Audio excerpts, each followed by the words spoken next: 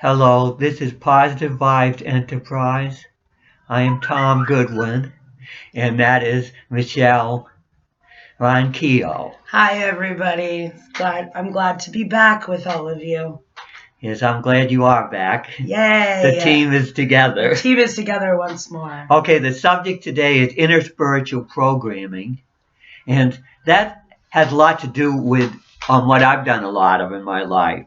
I've changed my programming since I had the near death experiences because my programming wasn't good enough because I trusted it too much, and a lot of people think their spiritual program um, is not something they have to touch because they don't think of it as part of themselves. They think of it as the way the spiritual universe actually works, but it does not necessarily interface with reality quite that well. Also, things in life happen, and when you are working with yourself in understanding how to go through intense emotional distress or situations, some people tend to back off and because they're afraid of those intensities that are coming out within them. But those are the times that you need to pay attention to the bells ringing for you to trust that gut and dig into that strong emotional state that you are in. And that's where the spiritual programming it's so important that you have spiritual programming that says the difficulty, the hardship, the pain of life is a value.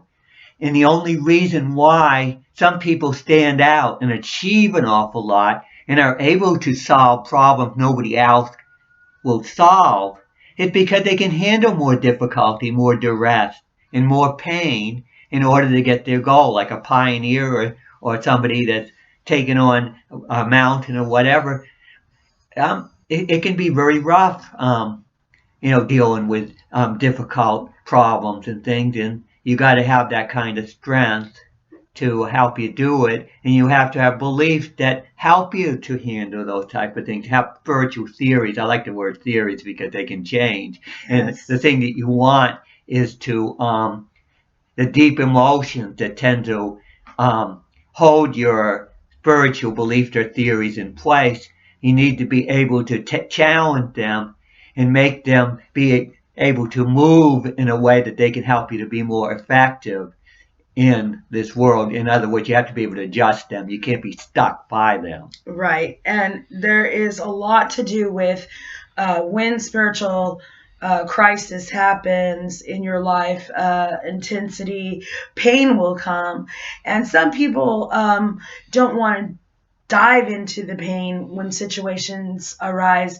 But that's when you become stronger, is when you don't ignore that pain and you look at it and you decide in your clarity where you're going to put your energies into. You don't put your energies into the negative, you put it into the positive results that you want to see and feel, because that is the place where you gain the confidence to see the unseen in the seen world.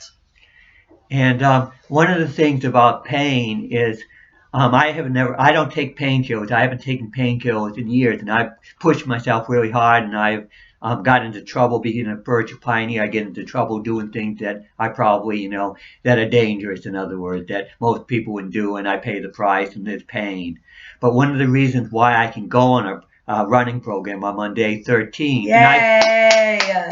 And I can get away with it is because I can read my body so well. Why can I Yes. read my body so well? It's because I'm tuned into pain so well that I can tell exactly how hard I can push myself and how hard I better not, where I shouldn't push beyond.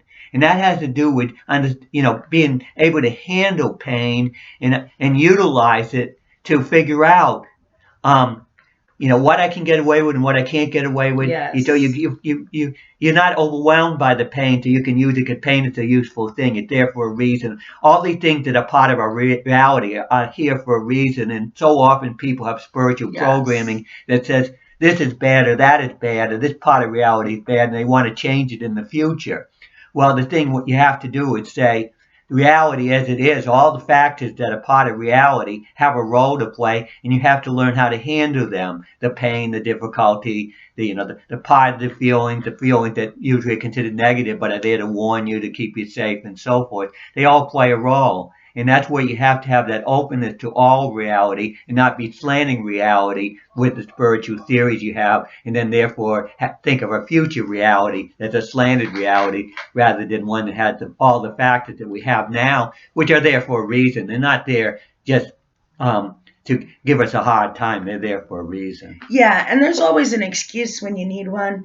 So it's really important that you don't deny what's going on in your life. You need to face the pains. You need to face what you're going through. And I always tell people that in that clarity, it's okay to stand there and take a couple breaths and compose yourself so you can go through the intense moments that you are going through. But just don't give up and don't make an excuse and don't try to numb yourself from the pain. Really be okay with the fact that if you give your energies into yourself, you will find the confidence and the strength and the spiritual control that you need to get through whatever it is that you're going through. And spiritual programming your spiritual programming is so much affected by deep emotions within you. Yes. And that's what holds it in place. Yes. And the reason why this world is so messed up spiritually is because people are stuck in place and they're not willing to go in new territory and explore new directions and find better solutions. They're not willing to improve it because they don't want to deal with it. It's too hard to deal with because the emotions are so intense and it runs so deep.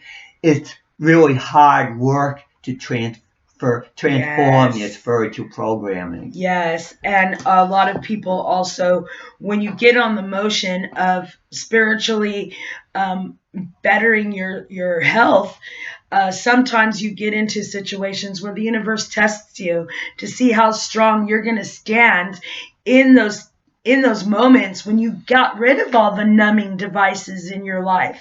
And those are the times when you want to go back to those numbing devices. However, when you stand strong and know that you are going to defeat it without the numbing, without the denial, without really making an excuse to nakedly be in that spiritual intense moment, you learn, you evolve, you grow, and you become stronger.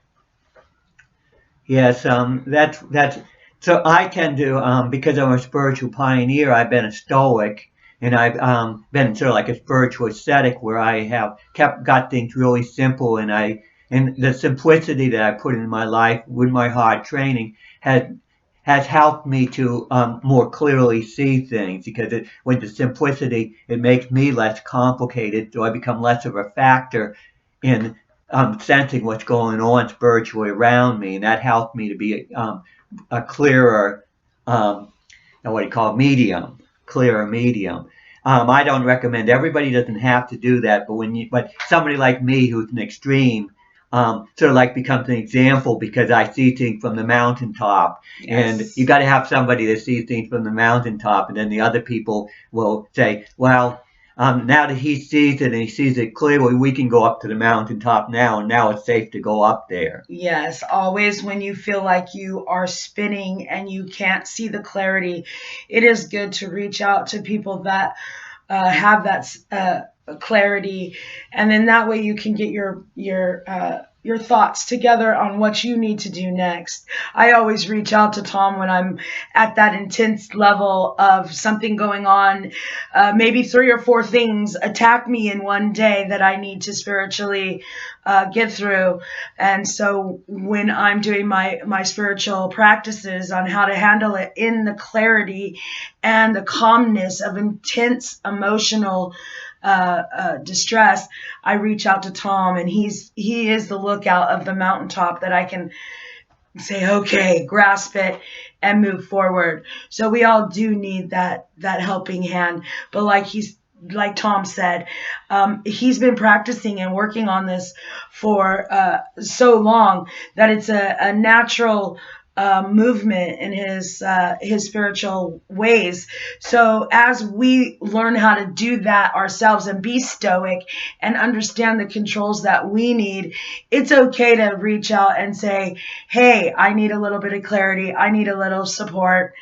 I'm going to get through this, and I'm not going to give up, and I'm not going to go back to my old numbing ways, but I'm going to literally stand here and be strong enough to fight through these spiritual programmings that I used to have for myself. And I'm always learning myself. You see, if I had the attitude, I know it all, everybody will come to me, and I don't have to, my spiritual theories are so good, I don't have to work on them anymore. Then I'm pushing an attitude. A false ego. And when you have that attitude, it's contagious. So if I want people to constantly be searching, constantly improving their spiritual theories, and trying to better themselves and listening to other people, I better be doing that myself. If I stop doing it, then it's contagious, and the people that are around me will stop doing it, and that will be the end of any spiritual progress. So therefore, you have to pay attention to your attitude, because it is contagious. So you don't preach an attitude and not live it. And it doesn't matter how good you are spiritually, there's more to learn, because the spiritual is way beyond any one individual. And you have to have the humility to understand how complicated and tricky it is.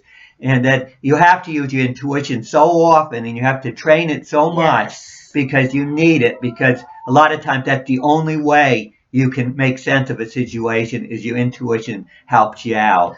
Yes, great point. Actions speak louder than words, always, always. And when you are talking what you're walking, you're in an experienced level of understanding that actions are showing you the directions that you need to go. And trusting that gut is so important, because each challenge is going to get challenging.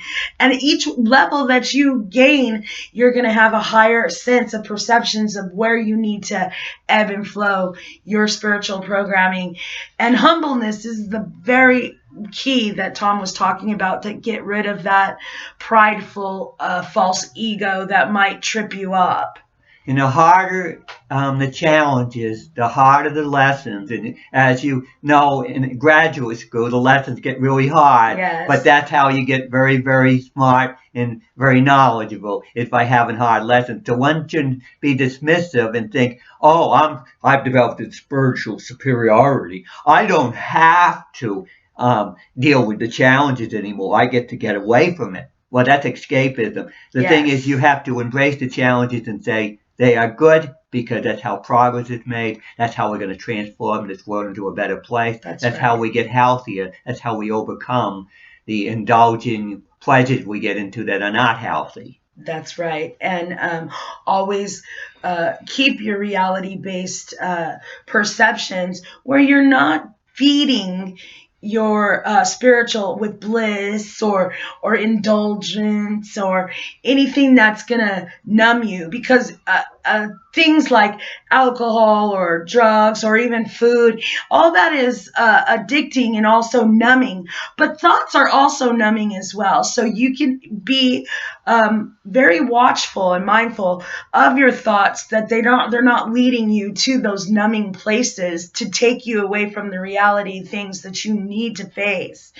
One of the things I want to make clear is when I'm saying that they're unhealthy, indulgent pleasures that people get into, I'm not saying they're unhealthy ones, because a lot of times people can read your words a little bit. It's tricky. The English language is tricky, and then they think, oh, that person's saying all indulging and all pleasure is negative. That's not what I'm saying. I'm saying unhealthy pleasures. That's right. So that's what I want to say, because I know how the English language can mess people up, and I am not crazy into semantics, in the sense that I understand semantics aren't that perfect, and you make the best of a language that needs to evolve and become more precise.